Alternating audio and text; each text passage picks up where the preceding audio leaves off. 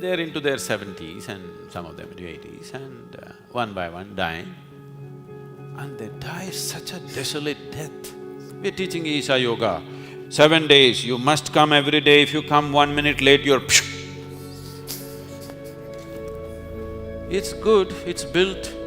Today, 5,000 people are sitting here like 5 people are sitting here. No police pushing them and managing them, nobody beating them down, nobody yelling at them. But somewhere, when I saw these people dying the way they died, I thought this one thing must happen. I saw a few of my uncles and aunts dying. They lived well by any normal standards. They got married the way they should be, horoscopes matched and everything worked out. Of course, they fought 3 times a day, but they loved each other, at least in the early mornings. And went on, children came, children got educated, they studied what they're supposed to study, they found the kind of jobs they're supposed to find, or they started the kind of businesses they were expected to, and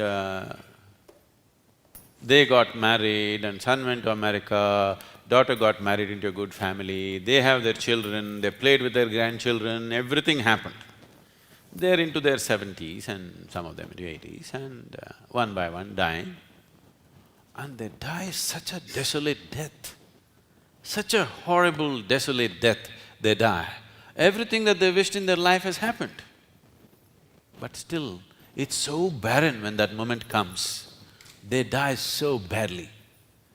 If you die badly, you might have managed to deceive the whole world with a facade of happiness, but somewhere inside, every moment of your life you've been empty, every moment of your life you've suffered, not knowing what to do with yourself. And when the moment of death comes, family collapses, business collapses, all your social stature collapses, and you die a miserable death. Miserable death does not happen just like that. You have earned it through your life. You lived a miserable life. Maybe the world thought you lived wonderfully, but you have lived a miserable life, no question about that. When I saw this, I saw the only thing that's missing is they don't even have a simple spiritual process in their life. We're teaching Isha Yoga. 7 days, you must come every day. If you come 1 minute late, you're It's good, it's built. Today, 5,000 people are sitting here like 5 people are sitting here. No police pushing them and managing them, nobody beating them down, nobody yelling at them. That's because of Isha Yoga. These little young boys and girls who went out, initially they looked at them like this and they slowly disciplined them. They even taught them where to park the chappals. Slowly now they become. This is not how any crowd is in this country. Whether you go to a temple or a political meeting or a private party, this is not how any damn crowd behaves in this nation.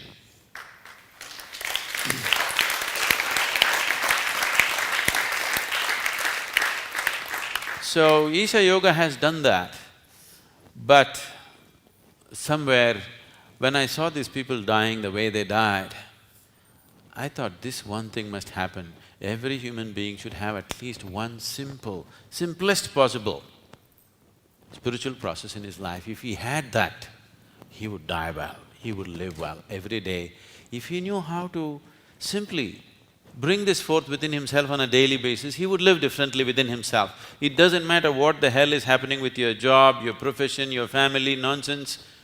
Those things need to be managed according to individual skill, but how one lives within himself, what is his experience of life, we could raise it to a different level, where it is very simple, where anybody who comes here gets initiated in half an hour's time. No 7 days, coming on time, any time he comes, day or night, he gets initiated in half an hour's time.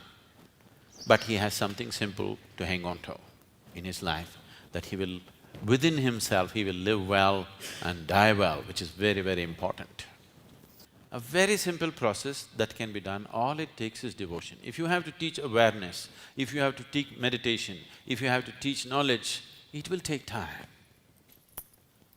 It can be never taught without the necessary atmosphere, it can be never taught without a proper teacher, but devotion doesn't need atmosphere, it creates the atmosphere.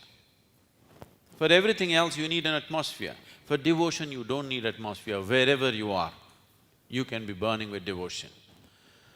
So, it is not devotion related to your belief system, a devotion related to a religious format or organized religious process.